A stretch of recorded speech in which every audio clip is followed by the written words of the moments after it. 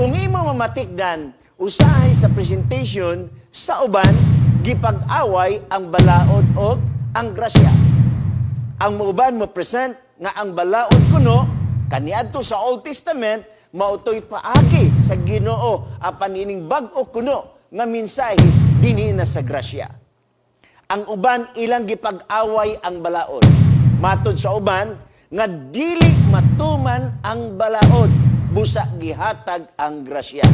Nahulog nga ang Dios naghimo og balaod nga dili matuman sa tao. Ang pangutana, nahibalo ba ang Dios nga nakahimo siya balaod nga dili matuman sa tao? Ang uban moingon, di na tumanon ang balaod kay si Kristo na ang nagtuman sa balaod. Ang uban moingon, gibungkag ang balaod tungod kay ang tao dili makahimo niini.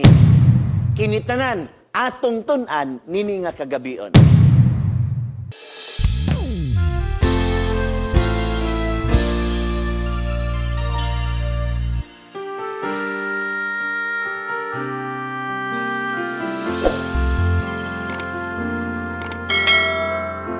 Ang ato nga topiko karon nga kagabion may tungod usab sa gitawag nato ang balaod og ang grasya.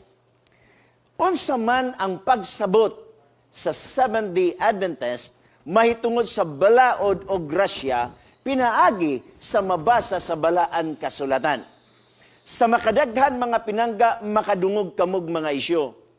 Nga diin sa panahon ni Moses, sa Old Testament, mo'y gitawag na to dispensation sa balaod or law.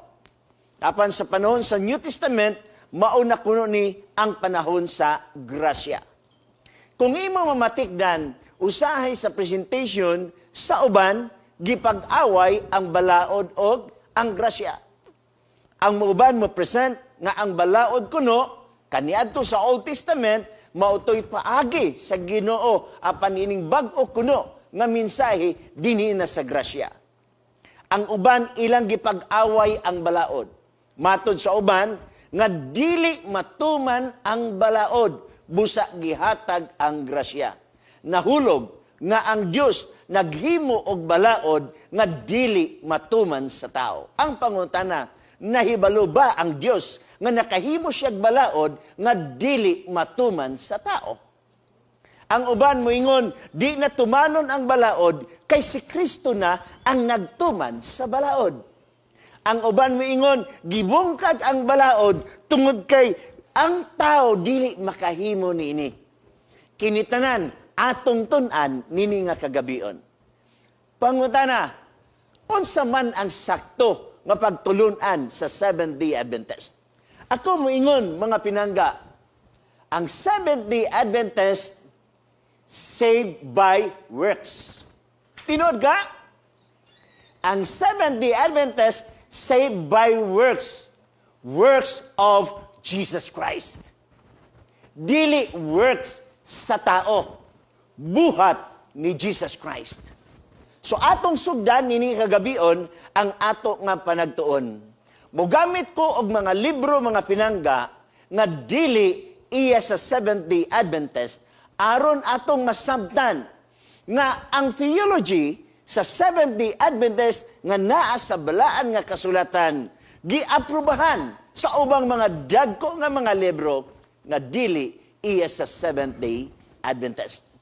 Sama niini nga libro nga gitawag The New Testament, God's Word to the Nations, nga gitawag gipublish sa gitawag og Biblion Publishing. Atong tan-awon unsay nakasulat diri. Bantayan ninyo, kay naghisgot ni siya og nomos. Ang nomos igsuon, mao kini ang Greek na pinulungan kung imong i-translate sa English, law. Equivalent kini sa word nga Torah didto sa Old Testament. Akong ipakita kaninyo mga pinangga, kay ang uban nagtuon sa balaan nga kasulatan, pag ingon ganig balaod, ang ilang una-huna, 10 Commandments na. Daghang kagamitan ang balaod igsoon, nagadepende sa context nga gisgutan sa Biblia. usahay kining mga libro ni Apostol Pablo mao'y gikagbugtan sa mga theologian. Wala nila masabti nga ang application sa balaod nagadepende sa context nga gisgutan ni Apostol Pablo. Tanawan ni ang libro mga pinangga. Makita ni mo rin, nagingod nomos is a Greek word meaning law. Kanang akong gibadlitan nga green mga pinangga, imong makita diha, nga matod pa niya dinhi, usa ni ka general term. Mayong ka general term mga pinangga, meaning to say, imong sabton ang balaod base sa konteksto sa balaang kasulatan. Kay usahay, si Pablo nag-refer may tungod sa ceremonial law, usahay, si Pablo nag-refer sa moral law. Ang uban mingon, termino na sa Seventh-day Adventist. Dinhi nga libro, akong ipakita kaninyo, termino usab na sa mga simbahan nga dili sa Seventh-day Adventist. Tiwasunta sa pagbasa ang nakabutang diya na green. Dili na ko huruton sa pagbasa, anyway, inyo mang ma-review kini nga video.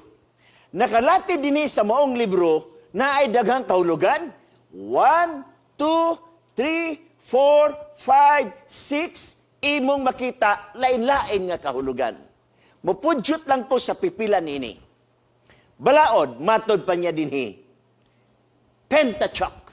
So kung mayong kaglo, pwede mag-refer sa Pentateuch. Ang Pentateuch, mauna ang 5 ka libro ni Moses. Penta means 5. So it is the 5 books of Moses. The Genesis, Exodus, Leviticus, Deuteronomy. Okay mo makita nga nalatid na sa balaan nga kasulatan.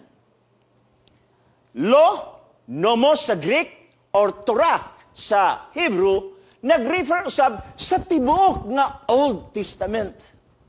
Daghang kagamitan, di ba? Dini sa number 6 sa dili libro sa Seventh-day Adventist. Ako nakita dinhi nga matod pa niya, ang law nag-refer usab sa the moral law of God which applies to all people all time. Mao ni nakatahom dinigson kay adunay admission sa mga dagko nga libro nga kining moral law o gatong i-prove karon nga moral law nagisgot sa 10 Commandments. Mato pa niya dinhi applies to all people to all time. Ngano diay sa panahon ni Moses dili ka magpatay, pag abot ni Kristo pwede niya na magpatay. Ngano diay sa panahon ni Jesus Christ di pwede magpatay, sa ato pwede na magpatay. O baka gipili-pili lang natong 10 Commandments sa atong gana. Ang 10 Commandments mga pinangga dili ni sama sa cafeteria. Gusto ko ani, di ko gusto ani. Gusto ko sa pirminong sugo, sa ikaduhang sugo, ikatulong sugo, pero di ko gusto sa ikaupat na sugo. Bantayan ninyo, na ay mga magwawali, nagwali, nga mingon, wala na'y mga sugo. Basta ilang maatubang ang Seventh-day Adventist. Pero kung ngayon sa matubang, dito sa laing relihiyon, may ingon sila, magkutlo sa napulo ka sugo, nahibalo ba ka nga nag-ingon ang Diyos, dili magsimba og Diyos-Diyos? O gikutlo ang napulo ka sugo. Nahimong inconsistent ang ilang mga pagtudlo. Now, padayon ta. Arita, sa usak ka libro, bugat kini nga libro mga pinangga, na ilhan kini sa tibok nga kalibutan nga libro, The Encyclopedia of Theology, a concise Sacramentum Mundi edited by Karl Rahner. Dinhi na libro, iyang girecognize nga naay moral law o naay ceremonial law. Bantayin nyo, naging diri. Accordingly, the dictum that the gospel abolishes the ceremonial and judicial law of the Old Testament, take note, nagisgot siya og ceremonial law. Sumpay, but not its moral law. Sa ato pa nahibalo ang kalibutan sa mga theologian nga naay ceremonial law o naay moral law. Og mao kani ang mopasabot kaninyo sa tanang bersikulo nga gitawag sa uban og difficult text sa Bible. kinahanglan ko magtuon tas balaang kasulatan, dili mag-away ang bersikulo. Dili pasanginlan ang Ginoo nga ang Ginoo nakahimog sugo kaniadto sa Old Testament, pag-abot sa New Testament, kay di man matuman, usbon na lang. Dili nato ibutang ang Ginoo sa atong kaugalingon nga level. Okay? Padayon ta. Nakakita mo ani nga libro? Kini nga libro, dili iya sa Seventh-day Adventist. Apan kini nga libro, nagpasabot nga ang Seventh-day Adventist tama sa ilang pagsabot sa balaang kasulatan kung maghisgutag balaod nga mag-refer sa 10 Commandments nga gitawag og moral law. Sugdan ta. Naay ni Hell-Obstat diri. Okay? Kamu nalibasa diya. Naay imprimatur diri. Kamu nalaybasa diha, mag-ingon kag imprimatur, meaning to say, wala nakakomplekto sa ilang pagtulunan. Ug unsay nakasulat sa mao nga pagtulunan ni ang mga pinangga. Ingon siya dinhi, the 10 Commandments are not the only laws of God, but the basic pillars of morality. Mismo pa sa Amerika kaniadto mga pinangga, dito sa ilang opisina sa Supreme Court, naa makita ang 10 Commandments. Imo makita nga nahimo siyang basihanan bisag asa nga mga nasod. Og matod pa niya dinhi. For instance, in the Old Testament, the Jews had a total 613 regulation known as mismot. 613 ka mga balaod gawas sa 10 Commandments. Diha nimo masabtan nga sa New Testament na ay balaod gi-abolish, na say balaod nga nagpabilin. Imo masabtan asa man niini ang 10 Commandments or ang part sa 613 regulation nga gisgutan. Dili ang Seventh-day Adventist na gisgot ini apan kining libro ha. Next, nagingon. Faithful to the teachings of Jesus, the church considers the 10 Commandments as the basic of Christian morality. Unsa kuno ang 10 Commandments? Matod pa, basis of Christian morality. Nganong ang uban, akusahan man ang Seventh-day Adventist nga nagbantay og sugo nga iya sa mga Hudiyo nga matod ni ining libruha nga basis sa gitawag na to og Christian morality. Wala naging basis sa mga Israelites lamang. Actually, wa kay mabasa sa balaang kasulatan nga nag-ingon nga ang 10 Commandments iyara sa mga Hudyo. Wala igsoon. Kanang word nga only, wala na. Pero sa makadaghan, adunay magwali nga maingon iyara sa Hudyo. Nganong dungagan managra nga wala may ra sa balaan nga kasulatan. Okay? Next, unsay gingon diri? Nagsugod ta sa 10 Commandments. Na ay 10 Commandments gisgutan sa Exodus chapter 20. Naa sa Deuteronomy chapter 5. Naa sa gitawag og gining gitawag na to gitawag catechetical. Now, ang 10 Commandments igsoon kung imong lantawon dinhi sa mga punto. 1, 2, 3. Number 1, dili maghimo og Dios-Dios. Number 2, dili nimo iyukbo ang imong kaugalingon ngadto kaniya. Nga diin, bisan pagdagway na ngadto as langit. Dili gamaan og graven image. Unsa may dagway nga nas langit? Jesus Christ. Dili buhatan. So, ako na lang ni siyang isummarize igsoon. Kay nahibalo naman mo og naa sa 10 Commandments. Basta ang naa sa 10 Commandments, isara ang gisupak sa daghang mga pagtulunan. Maurani ang ikaupat na sugo. Pero di na nako tandugon ang ikaupat na sugo kay naay pinasahi nga topic niya na. Okay? Now, nahus na lang ko dinhi sa uban nga mga puntos. Arita sa usa ka giila nga Bible dictionary, dili ni iya sa Seventh-day Adventist. Kaya ang atong title sa atong panagisgotron, ang balaod o ang grasya. Atong tan-awon ang definition sa grasya base niini nga libro ha. Grace, favor, or kindness shown without regard to the worth or merit of the one who receives it.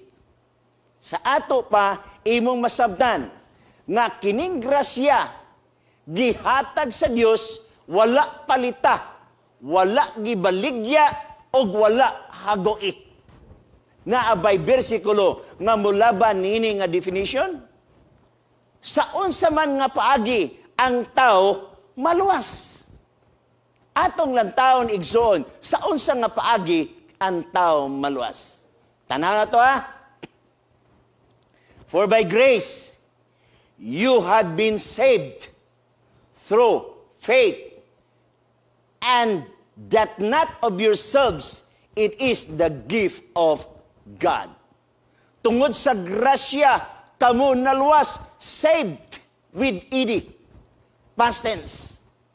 Naluwas ta sa grasya, pinaagi sa pagtuo. Walay pagtulunan ang Seventh-day Adventist nga nagingon. Ang Seventh-day Adventist naluwas sa napulo kasugo. Sa makadaghan, gimisinterpret ang minsay sa Seventh-day Adventist. Nga ang Seventh-day Adventist nagbantay sa napulo kasugo aron maluwas. Walay theology ang Seventh-day Adventist niya na. Ang theology sa Seventh-day Adventist naa sa balaan kasulatan, kamo naluwas sa grasya, pinaagi sa pagtuo, o dili sa inyong kagalingon, gasa kini sa Dios. Unsa ang kaluwasan? Grasya. Kano sa maangkon ang grasya? Pinaagi sa pagtuo. O unsay balor sa grasya? Baligya ba kini? Dili. Haguan ba kini? Dili. Paliton ba kini? Dili. Ang giingon sa Biblia, gift of God. Gasa sa Dios. Kanang gasa igsoon, kung makadawat ka gasa sa panahon sa Christmas gift, imo ba nang gihaguan? Imo ba nang gipalit? Wala. Ang uban moingon, Lord, pwede ba nga ang pagkamatarong nga akong nabatnan, pwede ba 50% sa imuha, 50% sa ako Kay ang tao, gusto siya mo credit sa iyang binuhatan. Daghang mga tao, gusto makaangkon sa pagkamatarong. Magluhod-luhod ang tiil o ang tuhod, ibaklay, paingon dito sa unahan, aron lang makabot niya ang pagkamatarong. Ang uban, muadto sa bukid, magpabangas. Walay tao, siya ra usa dito, kay ang iyang huna-huna, mabatnan niya ang pagkamatarong. Ang uban, magpalangsang sa krus, kay nagunahuna sila, mabatnan ang pagkamatarong. Pero dinhi nga bersikulo, kita naluwas sa grasya, pinaagi sa pagtuo, dili sa atong kagalingon binuhatan, kini gasa sa Dios. Kung nakadumdum mo mga pinangga, Isaias Kapitulo 64, versikulo 6, ang atong pagkamatarong samara sa trapo. Bisag unsaon nimog birigod-birigod, kay dili ta birigod at tubangan sa Ginoo. Wala ta nagbuhat aron mahimong mamatarong, nagtuo ta aron kita tagamatarongon pinaagi sa grasya. Ang gingon sa Mateo 6:33, seek ye first the kingdom of God and His righteousness. Take note, and His righteousness. Ang word nga His, nag-refer kang Jesus Christ.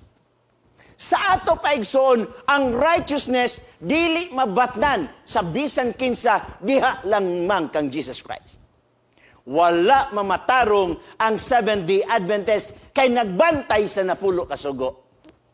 Ang Seventh-day Adventist na matarong ng daan, ang pagbantay sa napulo kasugo, resulta na epekto na sa gugma sa mga Seventh-day Adventist ngadto sa Dios. Kay ang Biblia sa Juan 14:15 nagingon, if you love me, keep my commandments. Ngano nagbantay ang Seventh-day Adventist sa napulo kasugo? tungod sa among gugma ngadto ni Jesus Christ. Wa mi magbantay sa napulo ka sugo aron maluwas. Nagbantay mi sa napulo ka sugo kay humana giluwas. You are saved by grace. For by grace you have been saved through faith. Nagbantay mis na pulo kasugo kay humana giluwas. Ang pagbantay sa napulo kasugo epekto resulta sa among relasyon ngadto kang Jesus Christ. Kay ang gasa libre walay bayad. Ngadto pa ni not of works dili sa mga buhat aron walay tao nga manghinambog. Tanawa ang mga Hudyo. Nagbantay silag sugo, wa makabaton og Kristo nang hinambog. Ang mga Hudyo moatubang dito sa sinagoga. Na ay napulo ka sugo dito, basahon nila. Pananglitan, moingon ang amahan, dili ka magpatay. Ikaw anak nagpatay ba? Wala pa. Thank you Lord, kay wa gyud mi magpatay. Magampo ang mga Hudyo, moingon ang Hudyo, Lord, salamat, di ko parihanin tawhana, maniningil sa buhis. Apan ang tao nga naa si Kristo, Lord, mamukpok sa iyang kasing-kasing, tungod kay naa niya nakita nga wa siya'y mahimo sa iyong kugalingon, nagkinahanlan siya og Jesus Christ. Og mao ka na ang nasabtan sa Seventh-day Adventist. Wala ang Seventh-day Adventist nagbuhat aron maluwas. Ang Seventh-day Adventist nagbuhat kay humana giluwas. Ang Biblia mismo pa ang Episodios 10 nagingon. For we are His workmanship, created in Christ Jesus for good works. Human nga ikaw naluwas sa grasya, pinaagi sa imong pagtuo, gasa sa Ginoo. Dili lang diha kutob. Ang uban ni gunit sa grasya, wala na'y sugo. Kaya ang uban mo ingon, pinaagi sa kong pagtuo, wala na'y sugo. Pero si Pablo pa istorya, gibungkag ba nato ang sugo tungod sa pagtuo, wala, gipabarug ang kasuguan. Naay kakasuguan nga gipabarug, naay kasuguan nga giabolish. So therefore, naay sugo nga angay i-abolish, naay sugo nga magpabilin. Kung moingon kita nga ang napulo ka sugo mo'y gi-abolish, ang pangutana, unsay sala sa napulo ka sugo nganong gi-abolish? Pag-ingon sa napulo ka sugo, dili ka magpatay, angay ba i-abolish ang sugo nga dili ka magpatay? Dili ka mangawat, angay ba i-abolish ang sugo nga dili ka mangawat? Dili ka manapaw, apil ba na siya? Nganong pili-pilion namang yun? Nganong ang ikaupat namang yun ang ilisan tungod kay ang siyubi magamit? Mao ni gingon ni Apostol Pablo.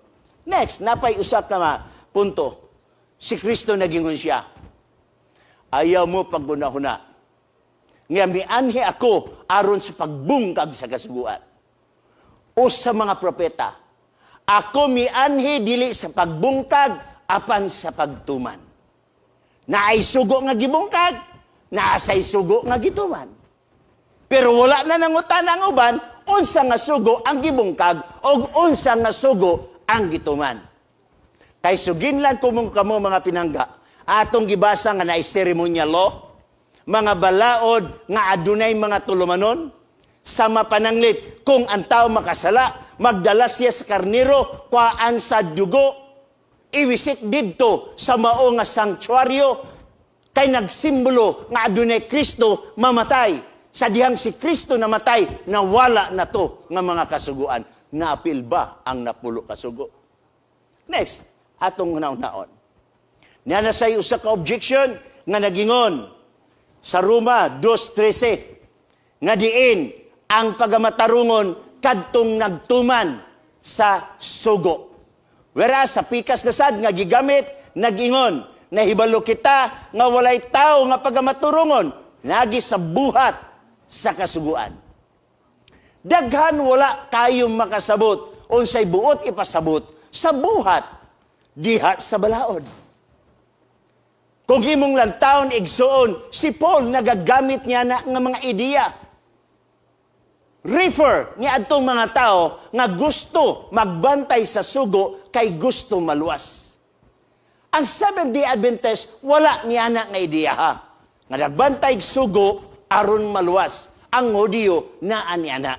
Sa mapananglit, ang Hudiyo kung dili ka magpa-circumcise, dili ka katawhan sa Dios. Gi-require nila ang mga Gentiles nga magpa-circumcise. Works of the law. Okay? Now, nagingon diri, even we have believed in Jesus Christ that we might be justified by the faith of Jesus Christ. Kay sugin lang ko kamo mga pinangga, sa panahon ni Jesus Christ, sa buhi pa siya, daghang mga Hudyo nga dili mo tuo nga siya ang Misaya. Mao nang gi-introduce ni Paul ang pagtuo diha kang Kristo. Next, nagingon diri. Kanguban mo ingon, nga diin kita gibuhian na. Okay? Sa balaod. Wa kayo masabte. Pero sa pikasad nga bersikulo, nag-ingon si Pablo, maugyapon nga kapitulo, nga ang balaod, holy, just, and good. Ang balaod, balaan, maayo, o matarong. Naabay balaod, walaon, nga balaod nga holy. Naabay balaod, walaon, kay kini siya good. Tandi ako no pag-ayo mga pinangga, kung unsay nakalati diri, kay ang gisulat ni Pablo, nagkinahanlan siya og context nga angay masabtan sa matag usa. Dapay mo ingon mga pinangga, for sin shall not have dominion over you, for ye are not under the law, but under grace. Ang uban nagwali, dili na kita sa balaod, kay ilalom na kita sa grasya. Wala masabti, unsay buot pasabot sa under law. Na ako'y mga libro nga nabasa nga moingon, under law, meaning to say, under the jurisdiction of the law or under the condemnation of the law. Kay gi-introduce ang grasya, meaning to say, nailalom ta sa tunglo sa balaod, pero wa mag-ingog, wala na ang balaod. Wala mag-ingog, wala na kinahanglan na ang balaod. Sumpayan ta sa bagbasa sa mao nga bersikulo 15. Unsa man, magpakasala ba kita, kay wala kita na ilalom sa sugo, apan, ilalom sa grasya, dili ka na mahimo. Sa ato pa ang grasya, wala maghatag og lisensya nga ang sugo lapason. Ang grasya, wala maghatag og permiso nga ang sugo panamas-tamasan. Ang sugo igsuon, ang function sa sugo, tigpaila og sala. Ang sugo, walay function nga maluwas. Kay ang sugo, walay dugo. Ang sugo, walay kasing-kasing. Ang sugo, walay buot. Ang sugo, balaan, kay mauna ang kinaiya ni Jesus Christ. Kung nakalapas ka sa sugo, dili ang sugo, mo'y panisan. Ang dili ang nakalapas sa sugo. Apan katong nakalapas sa sugo, kung iyang dawaton kang Kristo, dili na siya ilalom sa tunglo sa sugo, apan ilalom sa grasya, pero wala maghatag permiso nga human ikaw makadawat og grasya, walaon na nimo ang sugo. Mauna ang gipasabot usab sa matag bersikulo dinhi sa balaang kasulatan. Natanawa, ang uban mingon, ang grasya gihatag sa New Testament. Ang balaod sa Old Testament. Pero dinhi nga bersikulo igsoon, imong masabot nga ang grasya gihatag didto sa panahon nga ang tao nahulog sa sala didto sa Garden of Eden. Tanawa ang Titus chapter 2 verse 11. For the grace of God that bringeth salvation hath appeared to all men. Napadayag sa tanang tao. Tanan tao meaning to say, gikan kang Adan og iba hangtod sa pagbalik ni Jesus Christ.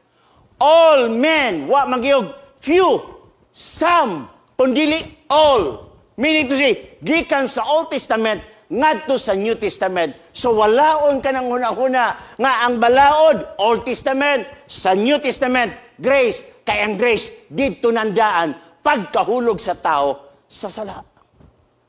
Dito ang saad nga gihatag sa Ginoo ni Adan o ni Eva, nga kung aduna sila'y pagtuo, sila luwason, kay nay Kristo magpakamatay dito sa Kalbaryo sa cross. Ang uban mo gamit aning Christ is the end of the law. Pero kung imong lantaon pag-ayo, ang punto sa word nga end, duha ka klase ang end sa Greek. Ang isa ka end nagtawag og telos, ang isa ka end nagitawag og skatos. Ang word nga skatos, ngo nagikan ang word nga eschatology, kay compound word na siya. Okay? Skatos, meaning last days events. Pero ang gigamit sa Christ is the end of the law, dili ang skatos. Ang gigamit is telos, which means purpose, aim of the law. Christ is the purpose of the law. Christ, mauna ang atong tumong, nga nung nagbantay ta sugsugo. Pero kung granted, o yunan, ta sa walay pagtugot, nga ang ilang pagsabot nga end, giwala na. Nganong ang bersikulo nag-ingon man sa Roma 8:3-4. God sending His own Son in the likeness of the sinful flesh, that the righteousness of the law might be fulfilled in us, who walk not after the flesh, but after the Spirit. Kung naade ka sa Espiritu, mga pinangga, naa ka kang Kristo, siya ang mubuhat diha sa imong sulod. Tanawa ang Galatia 2:20. Namatay ako uban kang Kristo, nabanhaw ako uban kang Kristo, og ang akong gikinabuhi karon dili na ako, kun dili si Kristo ang nabuhi, sulod kanako. Not I, but Christ. Philippians chapter 4 verse 13, I can do all things through Christ which strengtheneth me. Si Kristo ang mugahom sa atong tagsa-tagsa kakinabuhi. Mo nagingon nga, ang usa na sad ka objection nagingon, a man is justified by faith apart from works of the law. Tinuod man na.